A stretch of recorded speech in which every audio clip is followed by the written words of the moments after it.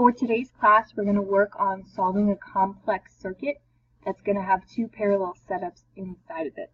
So this is going to be a resistor circuit looking like this. So we have a top parallel setup that has resistor 1 and 2. 1 is 25 ohms, 2 is 75 ohms. Resistor 3 is in series by itself, and that's 15 ohms. Resistor 4 is 20 ohms. Resistor 5 is 30 ohms. Altogether, these are paired in a circuit that has a total voltage of 12 volts. So if you set up your table on the side, all we know right now is total voltage and individual resistors. The first thing that we always want to find is R total, and in this case we have to find the two parallel bunches, R12 and R45. So to find resistors in parallel, we always do the inverse reciprocal, so that's R12, which is equal to 1 over R2 plus 1 over R1. Inverted, that's going to end up being 1 over 25 plus 1 over 75.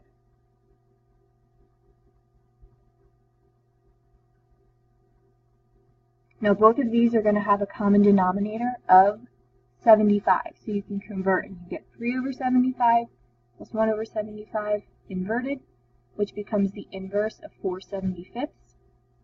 When you flip that around, you end up with 75 divided by 4, which becomes 18.75. So that is going to be the total resistance for resistor 1, 2. So in that circuit, we're going to leave our battery, and we're going to hit resistor 1, 2 first, which has a total of 18.75. Then we go to R45, and we solve it the same way. So we're going to add 1 over R4 plus 1 over R5, invert that. So we're going to end up with 1 over 20 plus 1 over 30. That common denominator is going to be 60. So multiply 1/20th by 3, multiply 1/30th by 2. Flip that around, we get 5 over 60, and then we're going to end up flipping that upside down to get 60 divided by 5, which is going to equal 12. So R45 has a total of 12 ohms, R12 18.75, and then we have R3 of 15.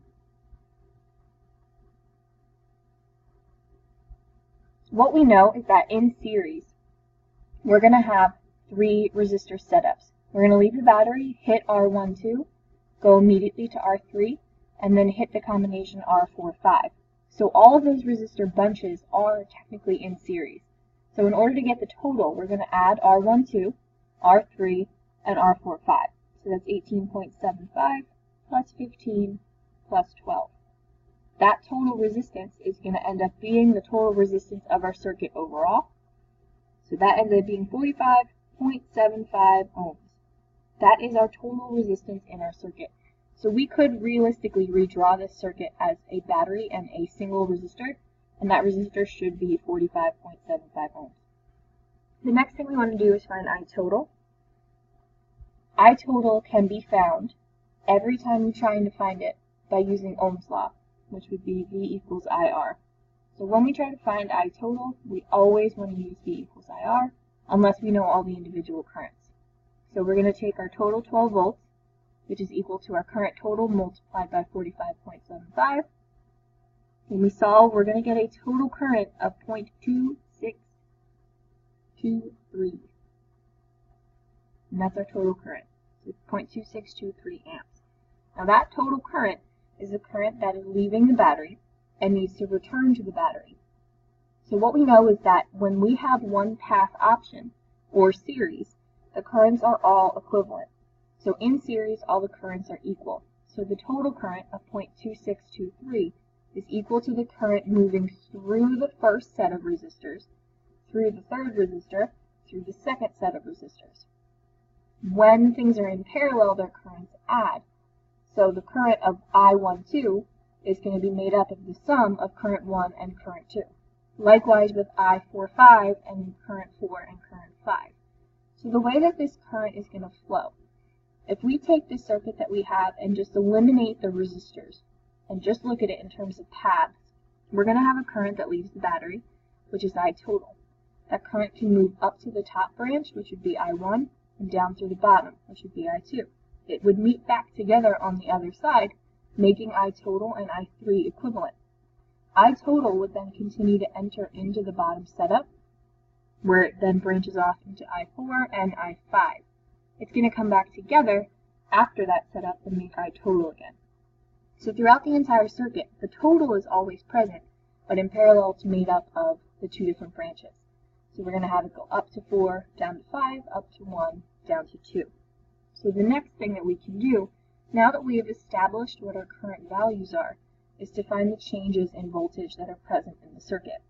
So V3, right now, voltage 3, is the only one that we are super confident in because we know that it's I3R3. It's a standalone resistor that has its own current value, which we know is 0.2623.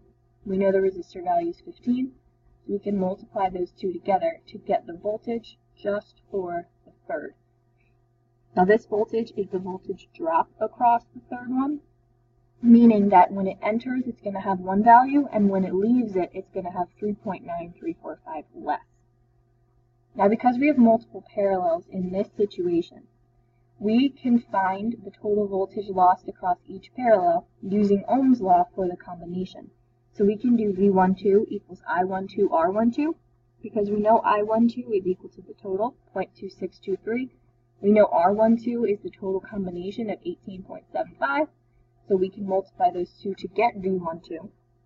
And we can do the same process to get V45. We know I45 because it's the total. We know R45 because we already found it. So we can go through the math that way and ultimately arrive at our change in voltage across those setups.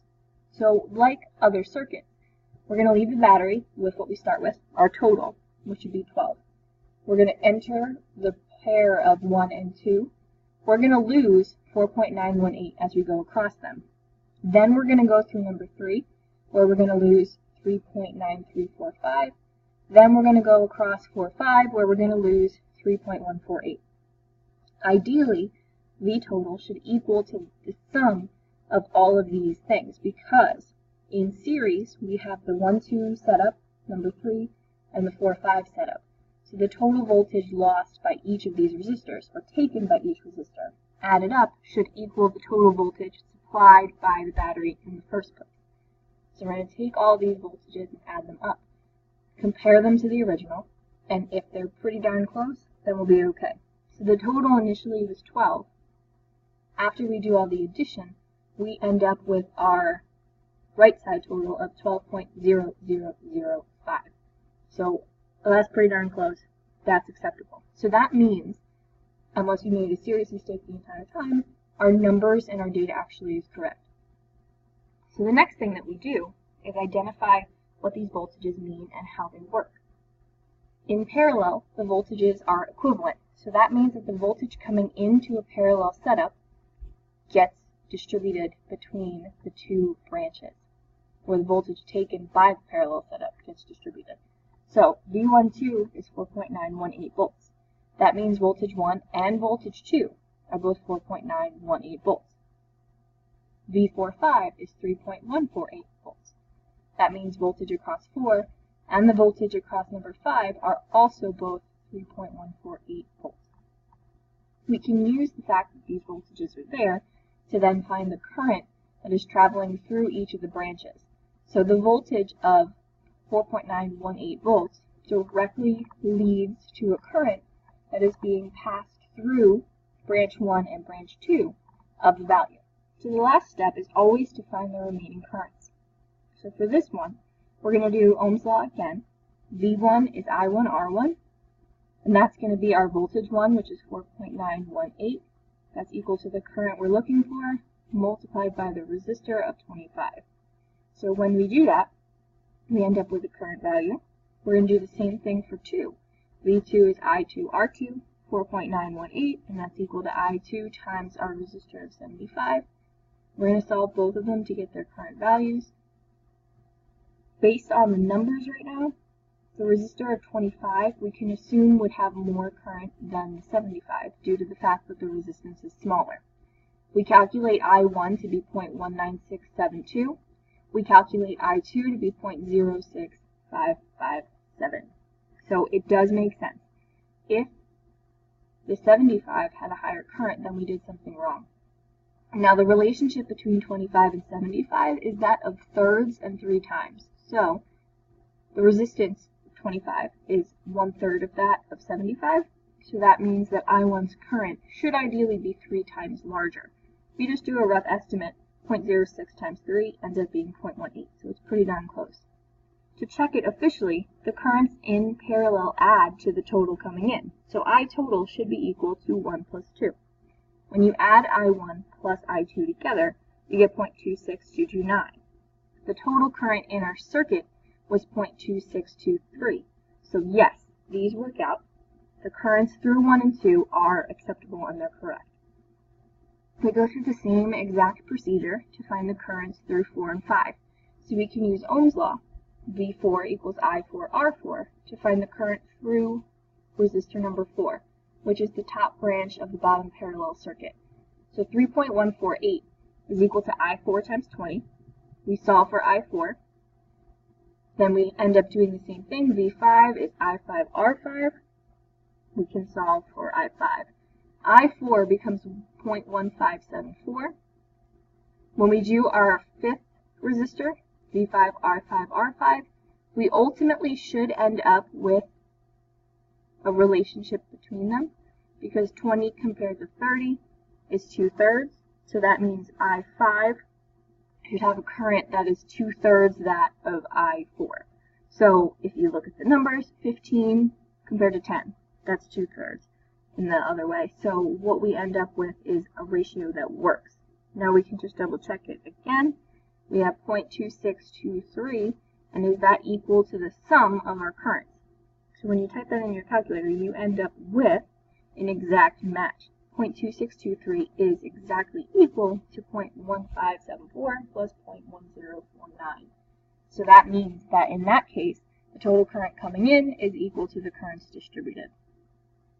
Alright, so that is how we solve a double parallel complex circuit, and we're done.